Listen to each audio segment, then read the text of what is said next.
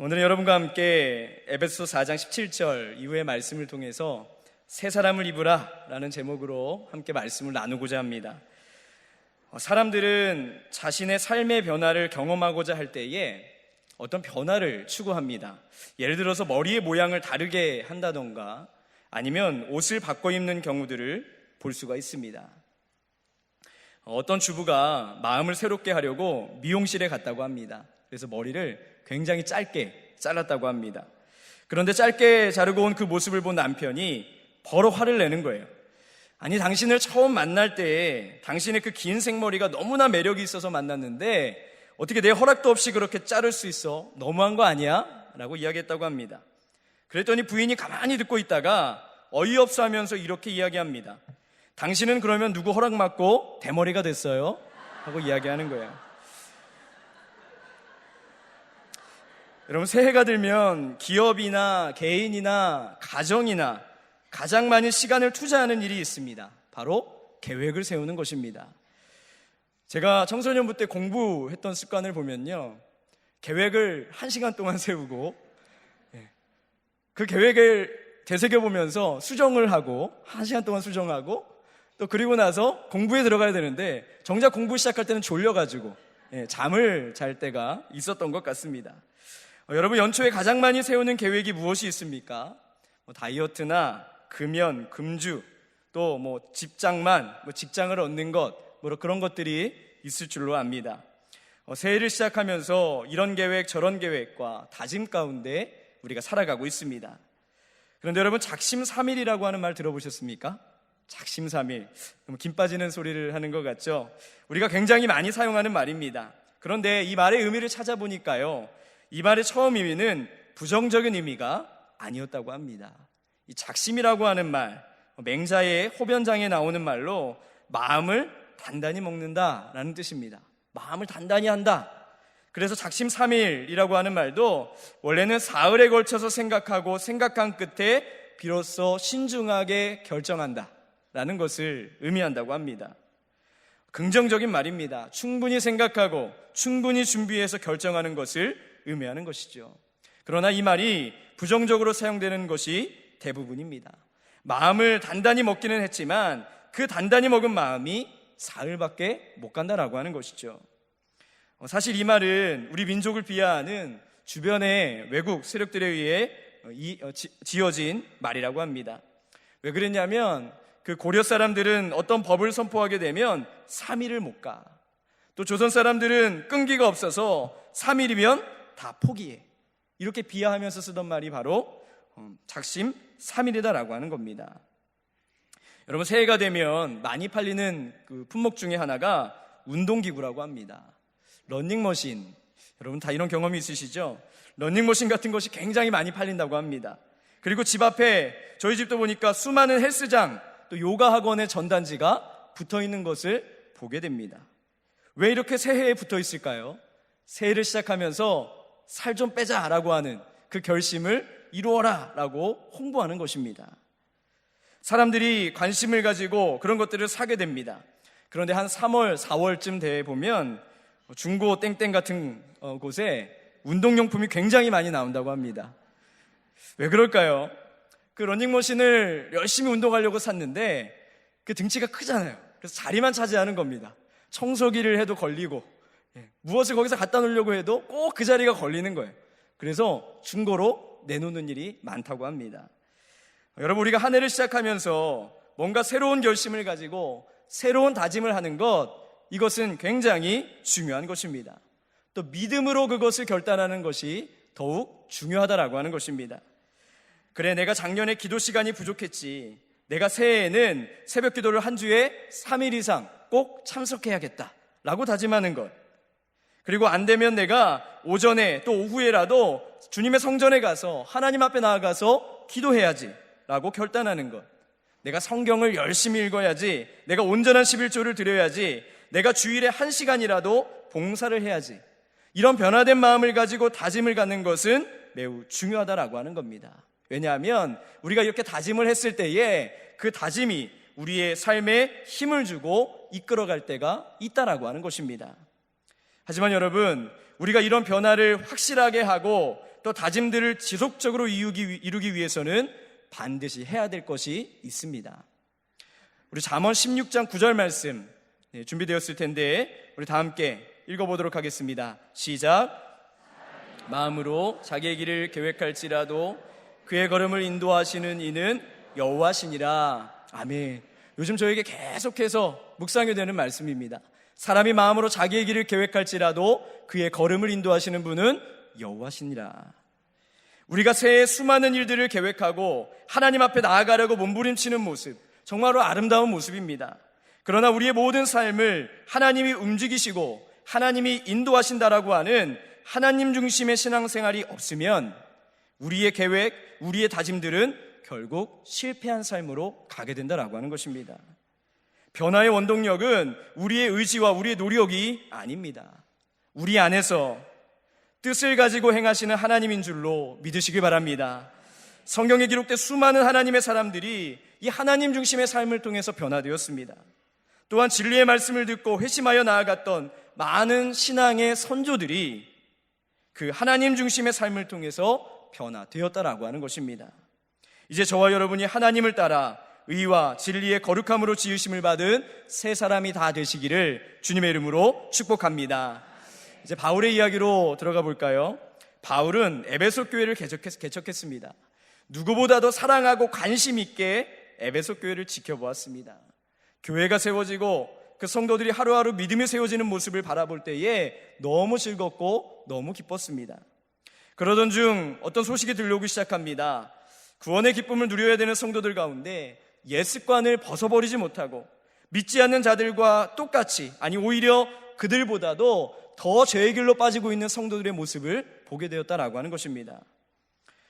그래서 바울은 이야기합니다. 주 안에서 증언한다라고 하는 표현을 씁니다. 이 권면은 자신의 생각이나 경험에 근거한 것이 아닙니다.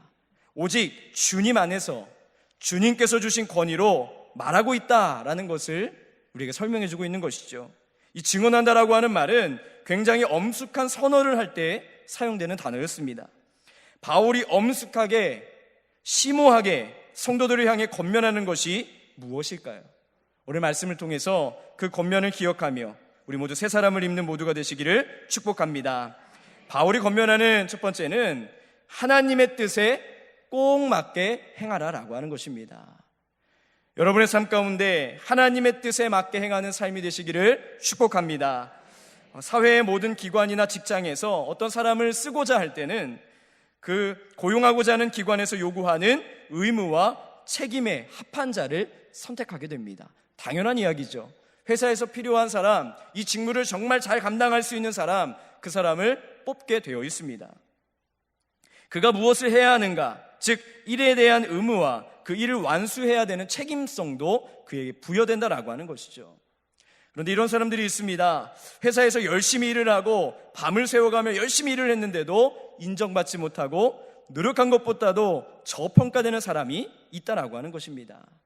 이런 사람들을 향해서 전문가들은 이야기합니다. 내가 여기서 어떤 역할을 해야 하는가, 정체성을 명확하게 정리하고 새롭게 시작해야 일의 능률도 오르고 결과도 좋아지게 된다라고 하는 것입니다. 여러분, 하나님께서는 우리를 하나님의 자녀로 불러주셨습니다. 우리 모두는 하나님의 자녀인 것이죠. 처음에는 어린 자녀처럼 부르셨어요. 이유식을 먹이는 것처럼 달래주시면서 성장으로 이끌어주셨습니다. 그리고 성장으로 이끌어주신 그 이후에는 믿음이 성장하게 될 때에 하나님께서는 부르신 뜻을 깨닫게 하시는 겁니다. 그리고 그 뜻대로 사명을 주시는 겁니다. 너는 자녀야. 그러면서 너는 나의 사랑을 나누어주는 일꾼이야 라는 사명을 주십니다. 하나님은 각자에게 일을 해야 된다라고 말씀하십니다.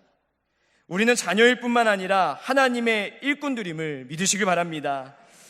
저희 자녀들이 아직 크지는 않았지만 자녀들을 지금까지 키워보니까 아기 때는 그냥 먹여주고 그냥 입혀주고 놀아주고 하지만 학교에 들어가고 또 고학년이 되고 하니까 그에 맞는 공부도 가르쳐주게 되고 운동도 가르쳐주게 되고 습관들도 설명해주고 나이에 맞는 행동을 요구하기도 합니다. 여러분, 하나님의 자녀된 우리로 하여금 이 세상을 살아가는 가운데 의무와 권리와 책임을 하나님이 요구하신다라고 하는 것이죠. 자녀의 복된 삶을 누림과 동시에 하나님의 일꾼답게, 하나님의 사람답게 살아야 하는 책임이 우리에게 있다라고 하는 것입니다.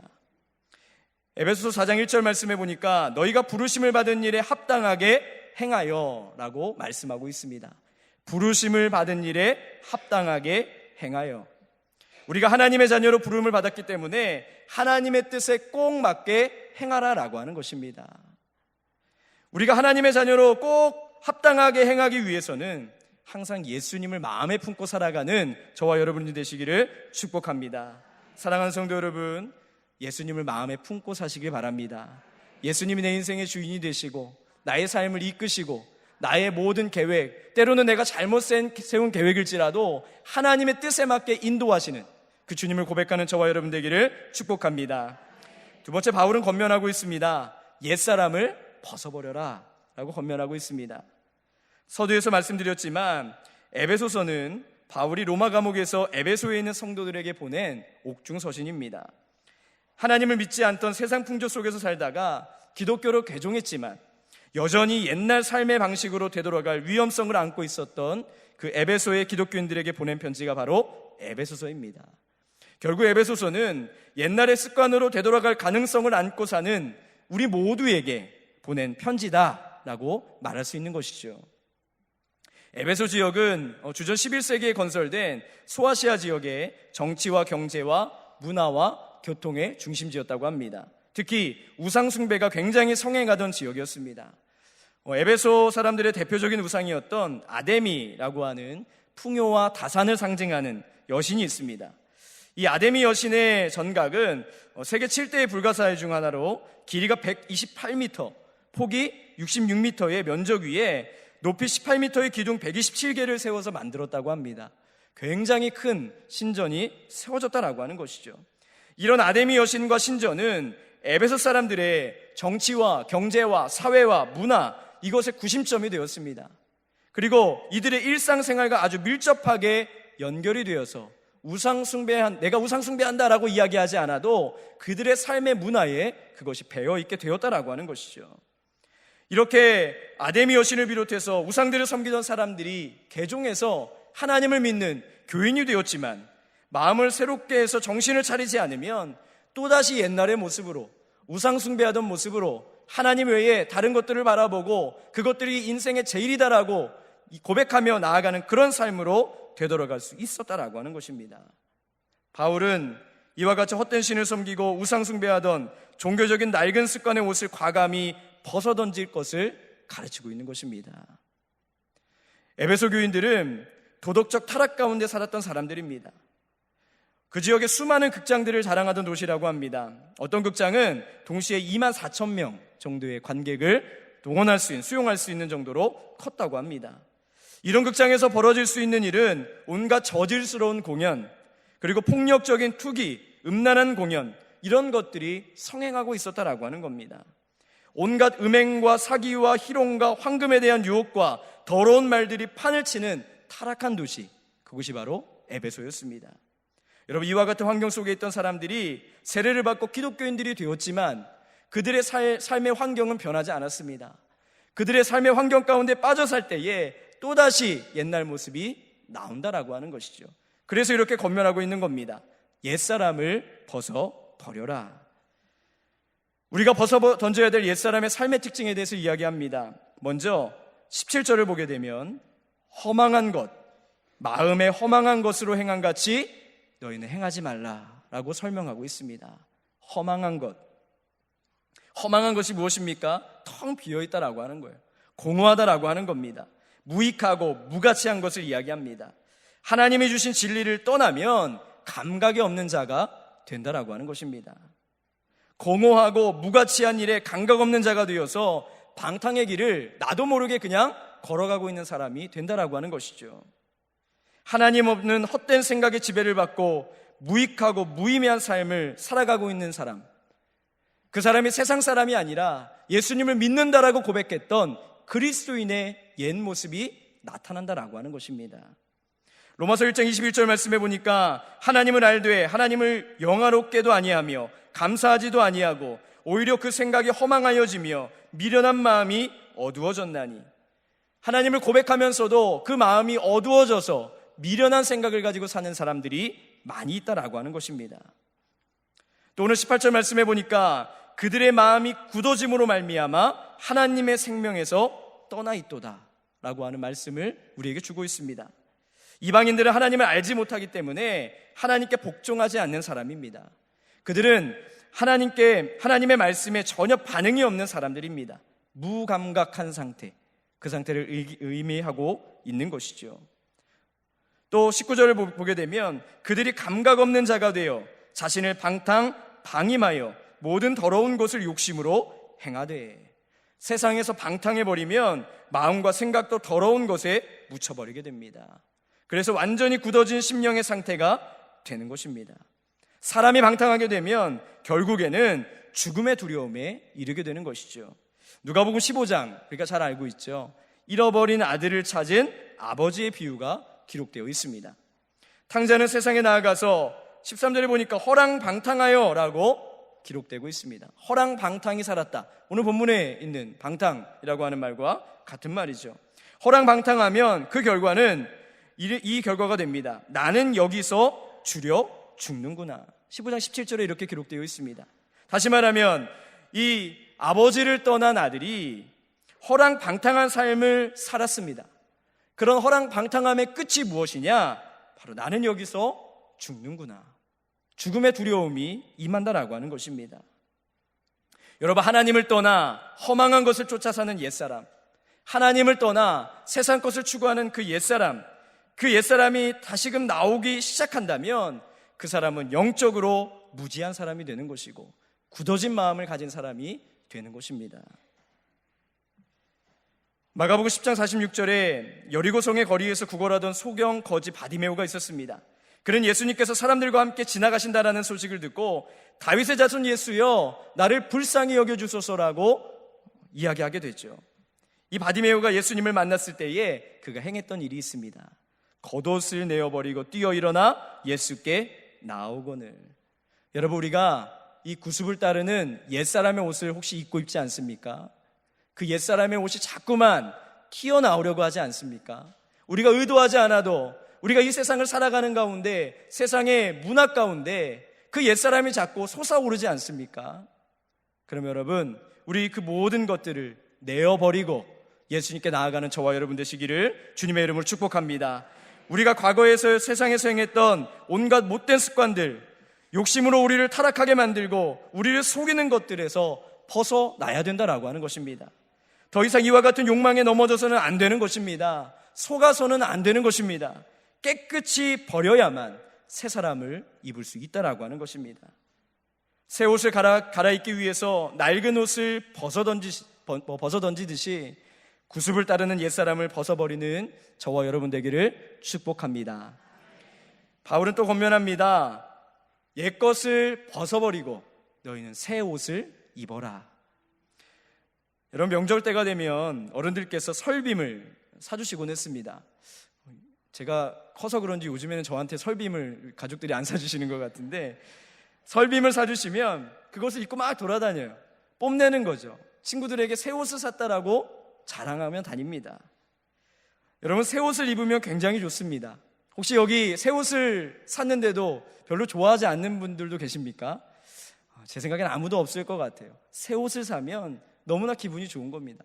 새 것을 사게 되면 너무나 기분이 좋다라고 하는 겁니다.